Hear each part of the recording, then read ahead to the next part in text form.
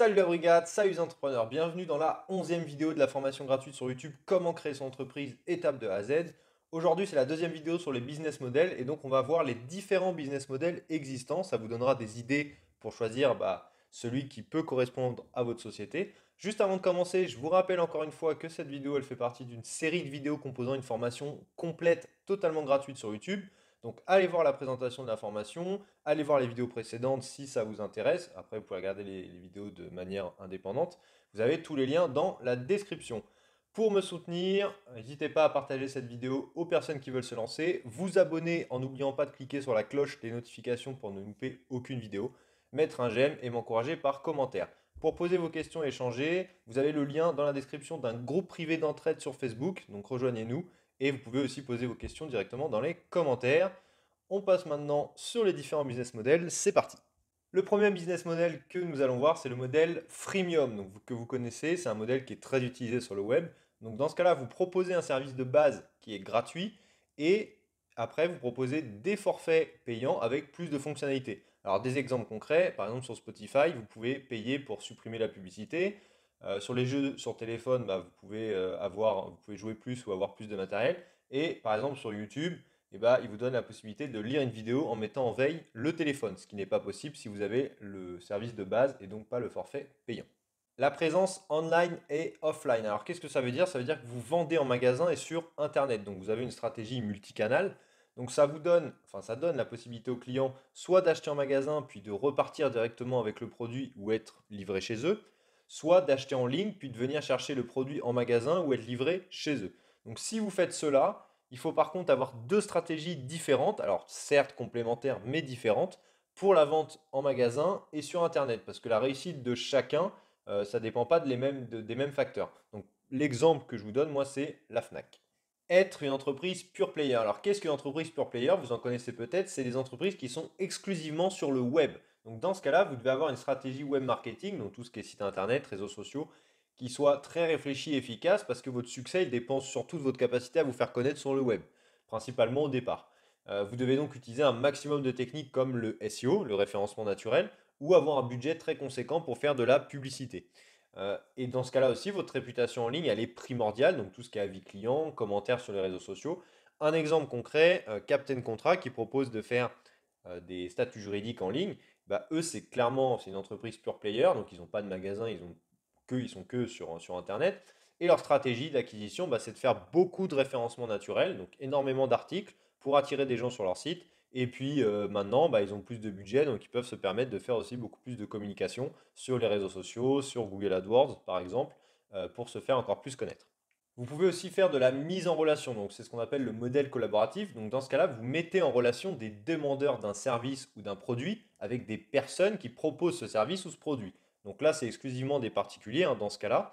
La mise en relation, elle est gratuite, mais il y a des commissions qui sont prises au niveau du paiement, donc soit sur le demandeur du service ou du produit, soit sur la personne qui le propose, ou sur les deux, des fois ça peut arriver. Donc dans ce cas-là, vous devez avoir beaucoup de personnes pour que ça devienne intéressant, parce qu'en fait vous êtes un peu une place de marché qui met en relation deux types de personnes. Donc faut qu'il y ait beaucoup de personnes pour que ça soit intéressant aussi bien financièrement que au niveau du service, parce que plus vous allez avoir de monde, plus vous allez réussir à vous faire connaître et attirer d'autres personnes. L'exemple très connu, c'est Airbnb. L'achat, vente d'annonces. Alors là, qu'est-ce que vous faites? Vous faites payer un annonceur pour que son annonce, elle bénéficie d'une meilleure visibilité. Donc ça peut être un emplacement, par exemple en tête de liste. Ça peut être plus de temps en tête de liste, etc. Donc l'annonceur, ça peut être un particulier ou un professionnel, hein. Si je vous donne les deux exemples suivants, sur Le Bon Coin, vous pouvez payer pour que votre annonce, elle reste plus longtemps tout en haut des annonces, etc. Donc c'est comme ça que Le Bon Coin peuvent gagner de l'argent, entre autres. Et pour les professionnels, on a l'exemple de Se Loger. Donc les agences, elles peuvent payer pour que leur annonce, elle reste en haut de la liste et qu'elle soit, dans ce cas-là, beaucoup plus visible. Le système d'enchères. Donc là, chaque personne fait une offre pour un produit ou un service. La meilleure offre, elle l'emporte au bout du temps imparti. Et vous pouvez aussi proposer, alors certains le font, d'acheter le produit. Donc au client, vous lui proposez d'acheter le produit ou le service sans système d'enchères. Donc en fait, il peut faire les enchères, mais à côté de ça, il peut quand même l'acheter. Et l'exemple le plus connu que nous avons, c'est eBay. Vente flash et couponing. Les ventes flash sont souvent faites sur des produits venant d'une ancienne collection, hein. Donc certains vendeurs, ils vendent avec très peu de profit sur ces plateformes parce que ça leur donne une visibilité. Et donc l'objectif est que les clients, bah, ils reviennent acheter chez eux au prix normal. Donc vous pouvez utiliser bah, soit ces plateformes-là pour vendre, soit créer une plateforme comme ça pour que des vendeurs viennent vendre dessus. Donc les offres sur ces plateformes, elles sont valables jusqu'à épuisement des stocks et ou limitées dans le temps. Et l'exemple le plus connu, bah, c'est Groupon. L'affiliation, dans ce cas-là, vous pouvez soit être annonceur ou relayer les offres de ces annonceurs.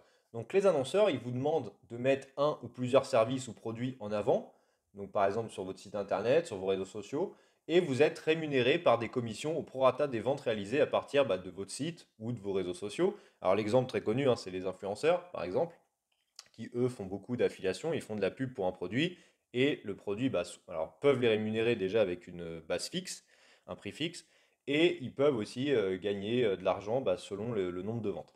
Donc pour que ça puisse fonctionner, il est conseillé bah, pour vous, si vous voulez mettre en avant ces annonces d'annonceurs, relayer ces annonces d'annonceurs, il est conseillé de faire grossir une communauté d'utilisateurs autour d'un thème. Donc c'est l'investissement, la santé, le bien-être par exemple. Et lorsqu'elle est assez grande, cette communauté, bah, vous pouvez faire de l'affiliation en mettant en avant un produit ou un service auprès d'elle, ou une partie de votre communauté. Vous n'êtes pas obligé de viser tout le monde.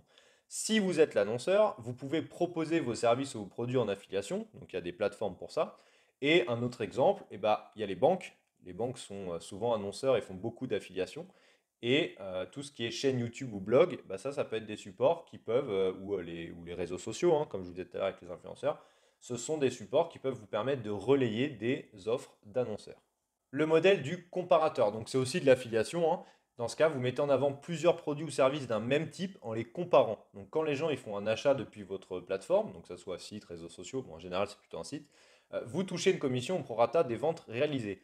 Exemple très connu, Assure Compare, eux ce qu'ils font c'est qu'ils vont, enfin vous allez chercher une assurance, bah, vous rentrez toutes vos données et Assure Compare ils vous donnent plusieurs assureurs avec les différents tarifs. Et après si vous passez par eux, en fait, si vous prenez un contrat en passant par eux, bah, sur Compare, ils vont forcément toucher une commission.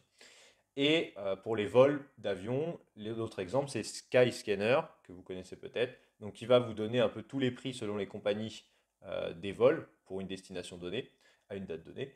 Et bah, si vous passez par leur site pour faire l'achat du billet, eux, ils vont toucher une commission. L'abonnement, le client paye un abonnement pour accéder à votre service ou votre produit. Donc en général, le coût de l'abonnement, il n'est pas élevé. Donc il faut un certain nombre de personnes pour que cela soit intéressant financièrement. Les deux exemples connus, Netflix et la presse. Vous pouvez faire payer aussi à l'utilisation. Donc là, le client, il paye un prix unique pour chaque utilisation. Et ce prix unique, il est souvent assez faible pour inciter à payer plusieurs fois. Alors les exemples, bah, ça va être les machines à jeux, ça va être les photocopieuses et les machines à café. Vous pouvez faire payer aussi au temps passé. Donc là, le client paye un prix à la minute, à l'heure, à la journée. Alors des fois au mois et à l'année aussi, ça peut arriver. Donc les exemples, hein, bah, ça va être de la location de vélo, la location de ski. Voilà, vous faites payer un forfait jour selon le matériel. Et puis bah, comme ça, en gros, ça vous fait votre business model. Le modèle low cost. Donc là, vous faites une offre qui est moins chère que la concurrence. Donc dans ce cas, vous reprenez un business model qui est existant, une offre qui est existante, et vous proposez des prix qui sont plus intéressants. Donc votre offre, elle sera moins complète et elle proposera le minimum. Donc en fait, vous supprimez les services dont le client il est prêt à se passer pour payer moins cher. Et souvent, le modèle low cost, pardon, il propose au client de payer pour avoir des services supplémentaires s'il le souhaite quand même. Donc il propose également au client de faire des choses lui-même pour que cela soit moins cher. Alors je pense que vous avez des exemples en tête quand je vous dis ça. Au final, c'est pas toujours moins cher pour le client, même s'il en a l'impression au départ. Donc l'exemple du client qui peut faire les choses lui-même, bah, ça va être Ikea. Après, vous avez Ibis Budget comme exemple d'hôtel qui est moins cher. Et pour les choses que les clients peuvent payer pour avoir des services supplémentaires, bah, par exemple dans les compagnies aériennes comme Ryanair, ok, vous ne payez pas très cher la place, par contre vous rajoutez de l'argent dès qu'il faut prendre un bagage supplémentaire, choisir sa place. En gros, tout type de service supplémentaire, ils vont vous le faire payer. Et souvent, au final, ça vous revient même au même prix qu'un billet d'avion chez une compagnie qui n'est pas low cost, avec le même type de service. Donc c'est assez intéressant comme business. Donc vous pourriez très bien bah, faire utiliser ce modèle-là pour votre entreprise. Le modèle Yield Management. Donc ce modèle il s'applique aux activités dont les produits et les services ils peuvent se perdre s'ils ne sont pas vendus. Donc par exemple les billets de train ou les billets d'avion. Donc le prix il varie à la hausse ou à la baisse en fonction de la demande.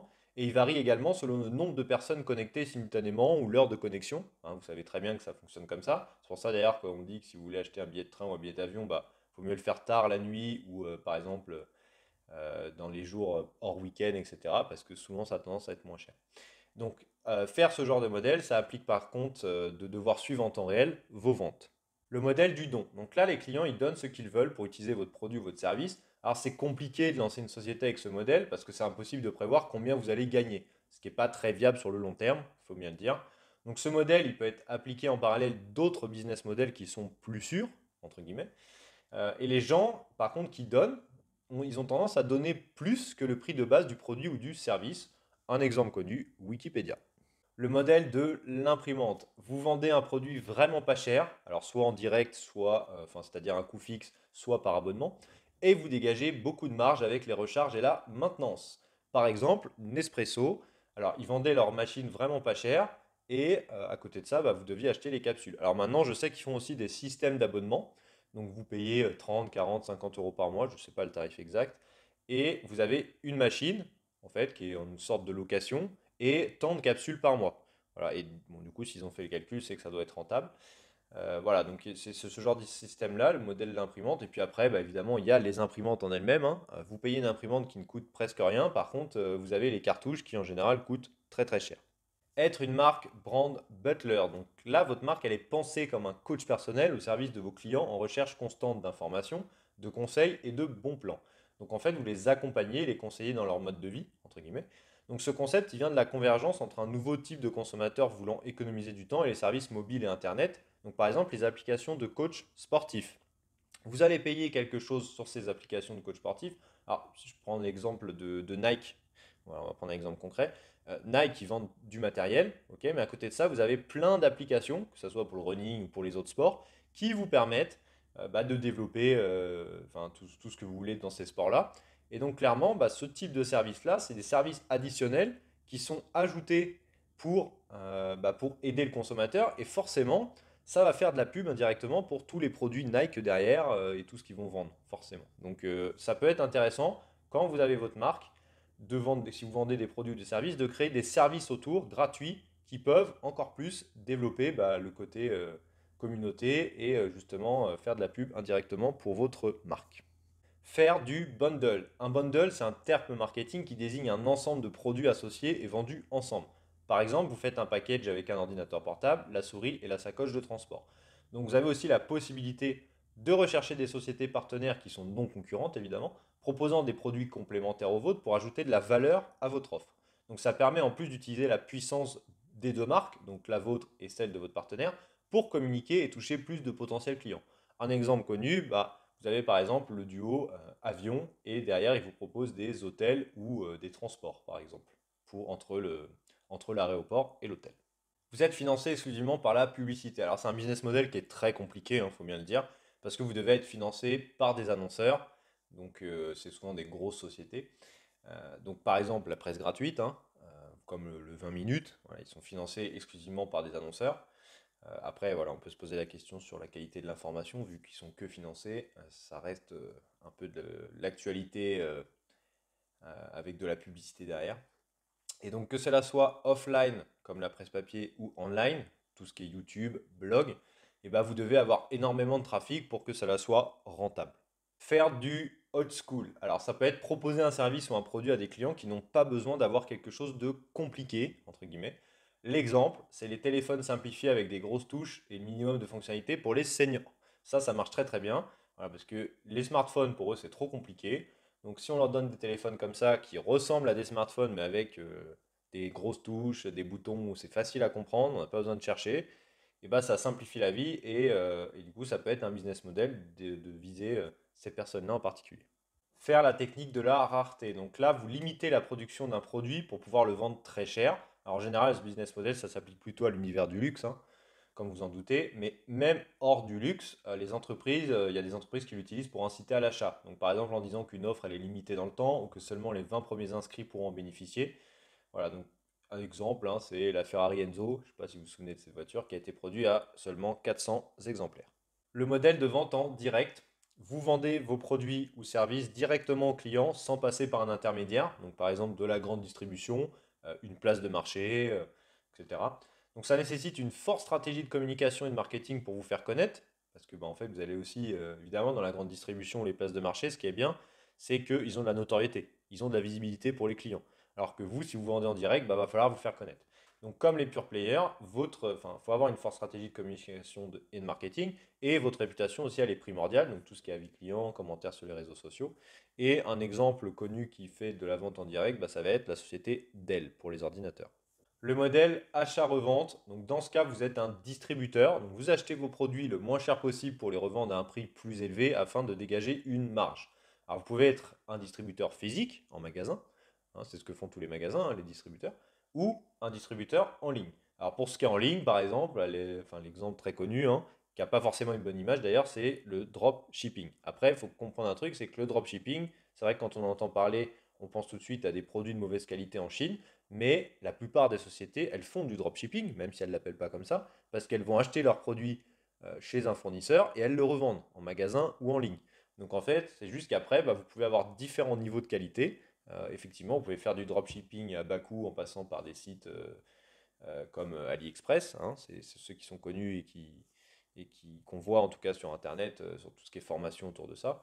Et vous pouvez faire du dropshipping avec des produits de qualité, hein, que vous avez trouvé auprès d'un fournisseur en direct. Voilà. Donc, en tout cas, ce modèle d'achat-revente bah, peut être intéressant et c'est quelque chose qui est d'ailleurs bah, très utilisé par beaucoup de sociétés.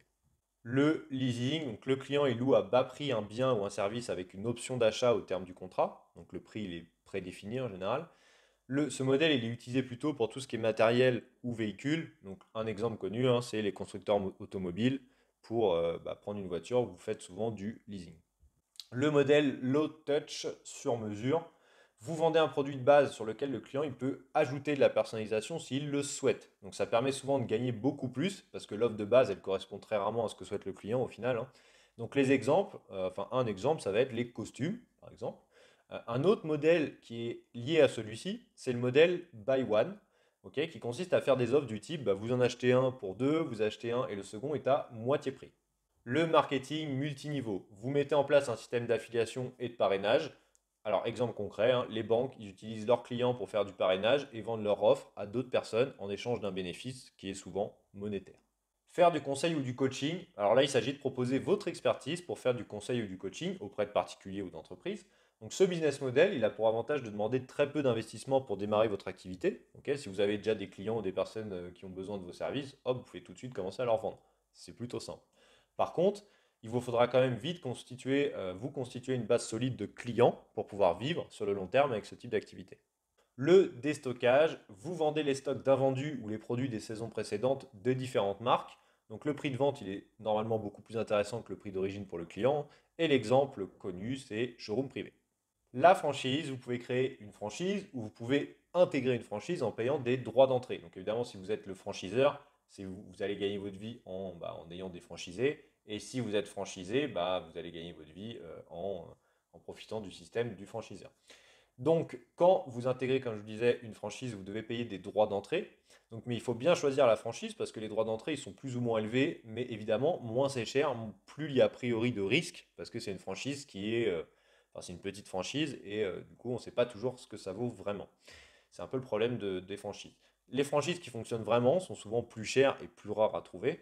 Donc, par contre, ce qui est bien en tant que franchisé, c'est que le franchiseur, il vous donne tout ce dont vous avez besoin, pardon, pour lancer le business. Alors, ça peut être de la formation, ça peut être du matériel, ça peut être de l'aide au financement, ça peut être de l'aide à l'installation. Bref, il vous aide normalement à faire beaucoup de choses.